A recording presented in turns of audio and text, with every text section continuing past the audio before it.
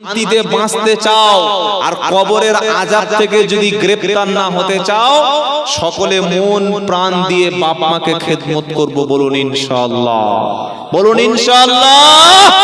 তাহলে বাপ মা সম্পর্কে কি বলছে?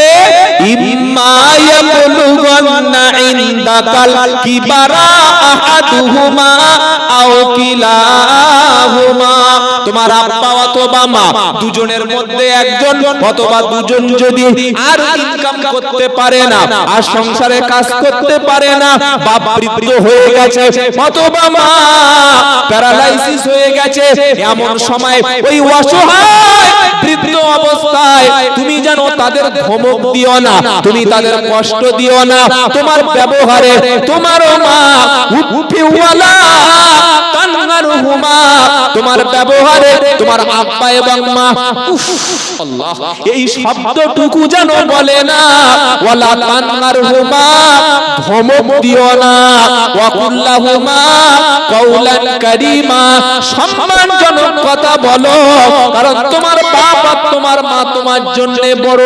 পীর। সুবহানাল্লাহ বলতে মন চায় না? পৃথিবীর কোন পীর সাহেবের কাছে গ্যারান্টি নাই যে দোয়া করলে কবুল হবে। আছে থাকলে নাম বলুন, তার হাতে মুরিদ হব, তার পা ধোয়া পানি, তার পায়ে পানি পা ধুইয়ে দেব, তার সারা রাত পা টিপবো। কি বল, নাম বলুন, আছে যে পীর সাহেব দোয়া করলে কবুল হবে? কিন্তু নবী গ্যারান্টি দিয়েছে সালাসু দাওয়াতুল মুস্তাজাবাত লা শাক্কু ফিহিন্না, তিনজন ব্যক্তির দোয়া কবুল হবে এ বিষয়ে সন্দেহ করো না। তার এক নম্বর হলো দাওয়াতুল ওয়ালিদ, সন্তানের জন্য বাপ মা যদি দোয়া করে ওই দোয়া আমার আল্লাহ কবুল করবে। পৃথিবীর কোন পীর সাহেব, পৃথিবীর কোন হুজুর সাহেব, পৃথিবীর কোন মৌলভী সাহেব তার মুখের দিকে তাকালে নেকি আছে? আরে হ্যাঁ মানে একটা বলুন। সেদিন এক পীর সাহেব বলছে আমার মুখের দিকে তাকালে নেকি, মানে ফেরেশতারা তো ঝাঁটাতে দিয়ে। কে বলেছে? আল্লাহর নবী সাল্লাল্লাহু আলাইহি ওয়াসাল্লাম, সাহাবায়ে কেরাম কোনদিন এরকম একটা হাদিস বলে নাই যে মুখের দিকে তাকালে নেকি হবে। তবে একজন ব্যক্তির মুখের দিকে তাকালে রহমতের দৃষ্টিতে হজের নেকি হয়। সেটা কে? বক্তা, পীর সাহেব। কোন সন্তান যদি রহমতের দৃষ্টিতে তার আব্বা আম্মার মুখের দিকে খালি তাকিয়ে থাকে আর রহমতের দৃষ্টিতে দয়ার দৃষ্টিতে বলবে রব্বানা, এই জন্মদাতা পিতা, এটা গর্ভে ধারিণী মা, এটা জন্মদাতা পিতা, এটা গর্ভে ধারিণী মা, এই কথা যখন সন্তান বলে, মিশকাতুল মাসাবির হাদিস, আল্লাহর নবী বলেন আমার আল্লাহ তাআলা তার আমলনামায় একটা মকবুল হজের সওয়াব লিখে দেবে। দুটো পয়েন্ট পেলেন। এক, বাপ মায়ের দোয়া কবুল হয়, কোন পীর সাহেব, মুফতি সাহেব, হুজুর সাহেবের দোয়া হতে পারে নাও হতে পারে, মেবি, পারহ্যাপস, প্রবাবলি, সম্ভবত হতে পারে নাও হতে পারে, কিন্তু বাপ মার দোয়া 100% সিউরিটি কবুল হবেই হবে। দু নাম্বার, পৃথিবীর কোন বক্তা কোন হুজুরের দিকে এরকম হা করে তাকিয়ে আছে, নেকি হওয়ার কোন হাদিস বা এরকম ব্যাপারে কিছু বলা হয় নাই, কিন্তু বাপ মায়ের মুখের দিকে তাকালেই হজের নেকি। জোরে বলুন সুবহানাল্লাহ। এর পরে মুসলমান বোঝে না। পৃথিবীর কোন ব্যক্তির সঙ্গে এমন কোন কথা বলে নাই যে তোমার ব্যবহারে, তোমার কথাবার্তায়, তোমার পীর সাহেব, তোমার হুজুর সাহেব, তোমার ইমাম সাহেব, তোমার বক্তা সাহেব, উফ বাবা কি করলে তুমি, এরকম শব্দ যেন করে না। এরকম কোন কথা বলা আছে যে তুমি এমন কোন ব্যবহার করো না, তোমার হুজুর সাহেব, তোমার মুফতি সাহেব, তোমার পীর সাহেব, উফ তোমার কি করলে এটা, এরকম করা যাবে না। এরকম বলেছে কোনদিন আল্লাহ? কিন্তু খবরদার কোন কথায়, কোন ব্যবহারে, কোন আচরণে বাপ যদি বলে উফ, মা যদি বলে উফ বাবা তুই, এইটুকু পর্যন্ত বলানো যাবে না। কি বললাম কথা বুঝতে পারলেন না? কোন পীর সাহেব, কোন মুফতি সাহেব, কোন হুজুর সাহেবের সঙ্গে আপনি যদি একটু সামান্য একটু কিছু হয়ে যায় আর উনি যদি বলেন উফ কমেডির ছেলেগুলো নয়, খুব ঝামেলা করলো, খুব কষ্ট দিল, এটা বললে সব ছেলেগুলো তারপর দিন সব মরে যাবে, তাই তো? এই বলছেন না কেন? কোন বক্তা যদি বলে কমেডির ছেলেগুলো টাকা কম দিল, টাকাটা দিল না গো, এই ছেলেগুলো সব ক্যান্সারে মরে যাবে, হ্যাঁ বানা বলে কিছু হবে কিচ্ছু।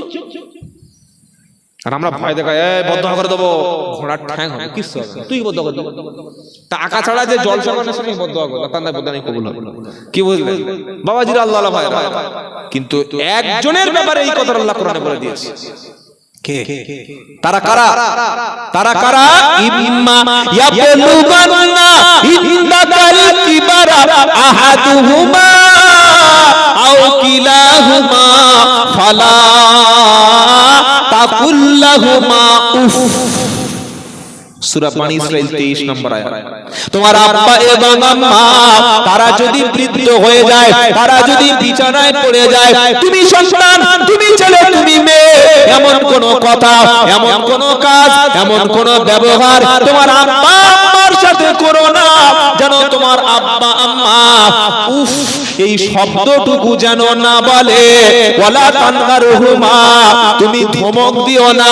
ও ছেলেরা, বাপের সঙ্গে যখন কথা বলবে, মায়ের সঙ্গে যখন কথা বলবে, কেমন ভাবে কথা বলবে আমার আল্লাহ পরিষ্কার করে দিয়েছে, ওয়াকুল্লাহুমা কওলান কারীমা, সম্মানজনক কথা বলবে, ভদ্রতার সঙ্গে কথা বলবে, মাথাটা নিচু করে কথা বলবে। কারণ তোমার আব্বা যদি একবার তোমার উপরে রাজি হয়ে যায়, তোমার আম্মা যদি একবার রাজি হয়ে যায়, আল্লাহ রাজি হয়ে যাবে।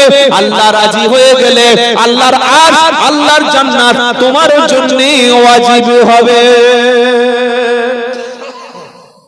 সুবহানাল্লাহ পড়তে মন চায় না? বাপের 3টে প্লাস পয়েন্ট, মায়ের 3টে প্লাস পয়েন্ট। আরেকটা বলবো, পারা নাম্বার 2 পৃষ্ঠা নাম্বার 12 লাইন নাম্বার 14 আয়াত নাম্বার 215।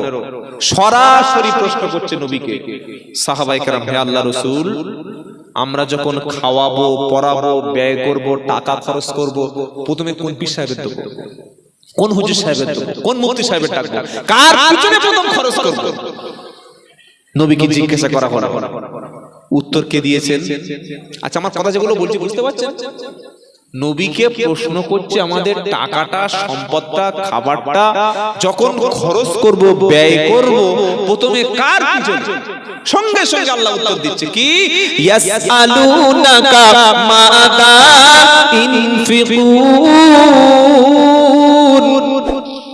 কুল, কি সুন্দর কথা, কুল মা আনফাকতুম মিন খায়রিন ফালিল ওয়ালিদাইনি। 12:30 ঘড়ি ঠিক আছে না? ঘড়ি আগে গেছে টাইমটা। আল্লাহু আকবার। কুল মা আনফাকতুম মিন খায়রিন ফালিল ওয়ালিদাইনি ওয়াল আকরাবিন। ও ছেলেরা, আল্লাহ ওয়ালা ভাইরা, তুমি যখন তোমার টাকাটা খরচ করবে, ব্যয় করবে, কার পিছনে? আল্লাহ বলছে সর্বপ্রথমে তোমার বাবা মা। সুবহানাল্লাহ পড়তে মন চায় না? বাড়িতে যেদিন মিলাদ হবে, 500 টাকার ফল, 300 টাকার মিষ্টি কিনে খানজায় সাজিয়ে রেখেছে। কেন? বলে সেই হারামখোর আব্দুল্লাহ জুবায়ের আসবে, মাল খেয়ে চলে যাবে। এসে সাদা রুটি আর গরুর গোশ, মুরগি দিচ্ছিল। বললাম ভাই চিকেন পিকেন খাই না, এইসব বড় বড় গরুর গোশ আর সাদা নরম রুটি। খালি বলছে হুজুর মেরে দিন, মেরে দিন। কোনদিন বাপের বলেছেন বাপ নরম রুটিটা খেয়ে নিন? মাকে বলেছেন মা নরম রুটিটা খেয়ে নিন? তারপরে কি দিল? খেজুর, কলা, আপেল, লেবু আর একটা কি যেন দিল, তরমুজ। কি মারাত্মক খাবার! লোক মনে করে হুজুর যদি খুশি হয় কেল্লা ফাতে। আল্লাহর কসম করে বলছি, আপনি হুজুরকে খাওয়ান, অসুবিধা নাই, কিন্তু যাকে খুশি না করলে আপনার জন্য জান্নাতের গেট খুলছে না। যাকে খুশি না করলে আল্লাহ রাজি হবে না। যাকে খুশি না করলে তুমি কবরে গেলে শান্তিতে বাঁচতে পারবে না। ওই খুশিটা আগে করতে আল্লাহ বলেছেন তোমার আব্বা এবং তোমার মা। জোরে বলুন সুবহানাল্লাহ। আচ্ছা, আমি যে কথাগুলো বলছি, কথাগুলো আমার বিরুদ্ধে বলছি নাকি? এগুলো সব তোমার স্বার্থের বিরুদ্ধে বলছি। তাহলে এইগুলো বলে আমার ব্যবসা আমি কেন ক্ষতি করতে যাব? সত্যটা তুলে ধরছি আপনাদের সামনে। খাওয়াতে হলে বাপকে মাকে খাওয়াও। আমাকে খাওয়াবেন, কালকে আরেক জায়গায় গিয়ে এমন খাবো এখানকার নাম ভুলে যাবো। আবার কালকে খাওয়ালে পরশুদিন আরেক জায়গায় যাবো, এমন খাবে কালকের নাম ভুলে যাবো। যাবো কি যাবো না? বাপের দোয়া নিন, মায়ের দোয়া নিন। বাপ খুশি, মা খুশি, আল্লাহ খুশি। জোরে বলুন সুবহানাল্লাহ। কথা মনে থাকবে ইনশাআল্লাহ। বাপ মার সঙ্গে খারাপ আচরণ করে, এটাই সবচেয়ে বড় পীর।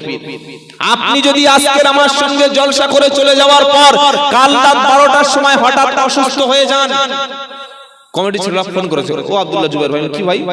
ও জুবাইর সাহেব? হ্যাঁ।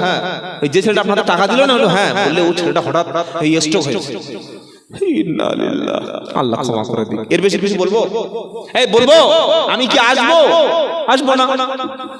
কিন্তু আপনি আপনার বাপকে মাকে কাঁদিয়েছেন, কষ্ট দিয়েছেন, কথা বন্ধ করেছেন।